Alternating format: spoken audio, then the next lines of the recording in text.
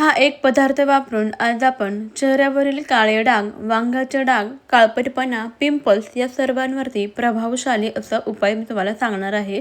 हाय, मी निशा तुम्हा सर्वांचं माझ्या चॅनलमध्ये खूप खूप मनापासून स्वागत करते. तर आजचा जो व्हिडिओ आहे तो आपला त्वचेविषयी आहे. म्हणजे त्वचेवरील जे काही काळे डाग असतील, पिंपल्स असतील किंवा उन्हामुळे जर त्वचेवरती टॅनिंग आले असेल तर त्या सर्वांवरती आज मी तुमच्यासाठी एक मस्त असं उपाय घेऊन आलेले आहे. ते सुद्धा अगदी आपल्या घरामध्ये उपलब्ध असणाऱ्या साहित्यांमध्ये. चला तर आजच्या व्हिडिओला सुरुवात करूया. सर्वात आधी तर इथे आपल्याला ना दूध घ्यायचं आहे आणि दूध व्यवस्थित असं चेहऱ्याला लावून घ्यायचं आहे. संपूर्ण चेहऱ्याला आपल्याला दूध व्यवस्थित असं लावून घ्यायचं. तुम्ही इथे गाईचं किंवा म्हशीचं कोणत्याही प्रकारचे दूध घेऊ शकता. शक्यतो कच्चं दूध घ्यायचं. कच्चं म्हणजे ज्या दुधाला आपण गरम करत नाही असं दूध घ्यायचं. ताजं दूध ते सुद्धा फ्रीजमध्ये थोडंसं थंड करून घ्यायचं. म्हणजे चेहऱ्याला सुद्धा खूप छान असा थंडावा मिळतो. संपूर्ण चेहऱ्यावरती आपल्याला दूध लावून घ्यायचं आहे. यामुळे काय होतं, आपल्या चेहऱ्याची क्लिन्झिंग होते, स्वच्छता होते. चेहऱ्यावरती जर काही ऑइल वगैरे साठलेली असेल तर ते निघून जाते. त्यामुळे दूध लावून असं व्यवस्थित असं चोळून घ्यायचं. दूध लावल्यानंतर पहा, हलक्या हाताने आपल्याला सर्व ठिकाणी व्यवस्थित हलकासा असा मसाज करून घ्यायचा आहे. यामुळे आपल्या स्किनवरचे जे काही पोर्स असतात ते ओपन होतात आणि चेहऱ्याला एक खूप छान असं हायड्रेशन मिळतं.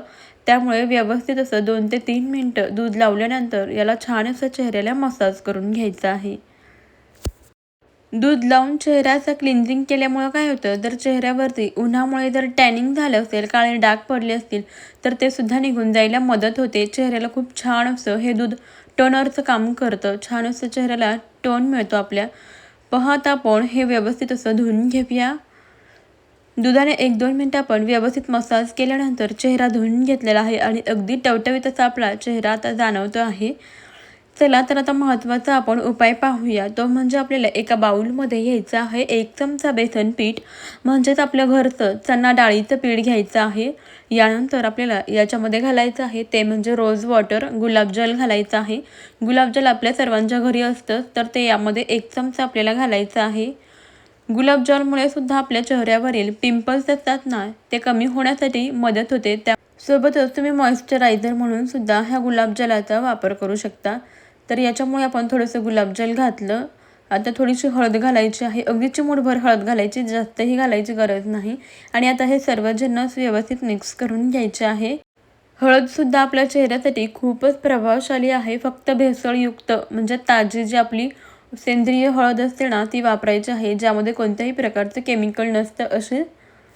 आता याच्यामध्ये आपल्याला थोडंसं दूध घालायचं आहे. इथे सुद्धा तुम्ही कच्चं दूध घालू शकता. थंडगार असं दूध वापरायचं, ज्यामुळे आपल्या त्वचेला सुद्धा छान असा थंडावा मिळतो. थोडंसं दूध घालायचे आणि याला व्यवस्थित असं मिक्स करून घ्यायचं आहे. तर हळदीमुळे काय होतं, आपल्या चेहऱ्यावरील पिंपल्सचे डाग कमी होण्यास मदत होते. सोबतच पिंपल्स आले असतील तर त्यासुद्धा जायला मदत होते. याच्यामध्ये अँटी इन्फ्लॅमेटरी प्रॉपर्टीज असतात. त्यामुळे हळदसुद्धा आपल्या चेहऱ्यासाठी खूपच जास्त फायदेशीर आहे. थोडंसं दूध टाकून याला व्यवस्थित असं मिक्स करून घ्यायचं आहे. तोपर्यंत याला मिक्स करत राहायचं जोपर्यंत हे सर्व जिन्नस एकजीव असे मिक्स होत नाहीत आणि छान असं क्रीमसारखं हे सर्व एकजीव असं मिक्स झालं की मग आपल्या चेहऱ्यावरती याला आपल्याला अप्लाय करायचं आहे. असं व्यवस्थित याला छान एकजीव करून घ्यायचं आहे, मिक्स करून घ्यायचं आहे. आणि क्रीमच्या कन्सिस्टन्सीचं आपल्याला हे मिश्रण बनवून घ्यायचं आहे. बघा, जसं जसं लागेल तसं दूध घालून छान असं मिक्स करून घेऊया, एकजीव करून घेऊया. तर मंडळी, तुम्ही आपला आता हा व्हिडिओ कोणत्या शहरातून किंवा मग कोणत्या गावातून पाहताय ते मला कमेंटमध्ये नक्की सांगा. मला सुद्धा समजेल की आपले व्हिडिओ कुठपर्यंत पोहोचतात. तर इथे पहा, अशा स्वरूपाचं आपलं क्रीमसारखं याला टेक्स्चर आलेलं आहे. छान असं इथे आपलं हे मिश्रण तयार झालेलं आहे. बघा, अशी कन्सिस्टन्सी झालेली आहे. म्हणजे आपलं अगदी परफेक्ट असं तयार झालेलं आहे. बऱ्याच वेळा पहा, आपण पार्लरमध्ये भरपूर असे पैसे खर्च करतो आणि केमिकलवाले सुद्धा प्रोडक्ट लावून घेतो. मग असं केमिकल विरहित हा घरच्या घरी उपाय करायचा. अगदी 0 किमतीमध्ये आपल्या घरामध्ये उपलब्ध असणाऱ्या साहित्यांमध्ये हा उपाय तयार होतो आणि याचे खूप सारे फायदेसुद्धा आपल्या चेहऱ्याला होतात. चला तर आता हे कसं अप्लाय करायचं ते सुद्धा मी तुम्हाला सांगते.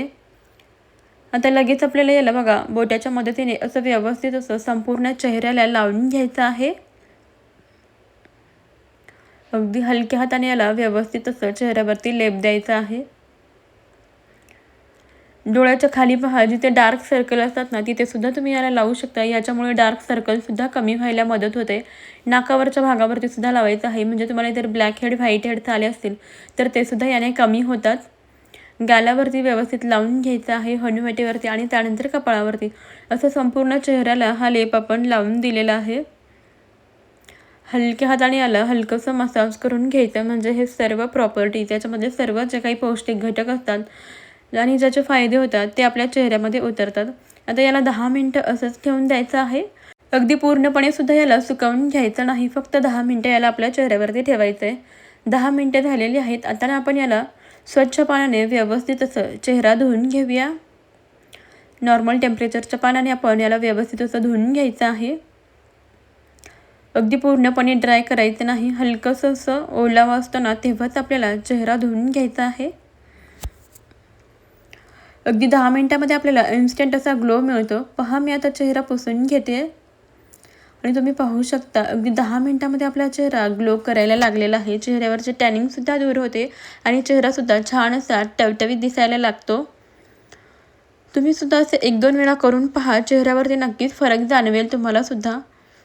बघू शकता अगदी मस्त इन्स्टंट असा आपला ग्लो चेहऱ्यावरती आलेला आहे. तुम्ही सुद्धा हा उपाय नक्की ट्राय करून पहा. हा उपाय तुम्हाला कसा वाटला ते सुद्धा मला कमेंटमध्ये जरूर कळवा. हा व्हिडिओ तुम्हाला आवडला असेल तर एक लाईक नक्की करा आणि आपल्या चॅनलला जरूर सबस्क्राईब करा. मी अशाच खूप साऱ्या भन्नाट टिप्स तुमच्यासोबत नक्की शेअर करेन. व्हिडिओ आवडला असेल तर लाईक करा आणि कमेंटमध्ये कसा वाटला ते सुद्धा मला नक्की कळवा. कुठल्या गावातून पाहताय ते सुद्धा कळवा. चला मग, बाय बाय.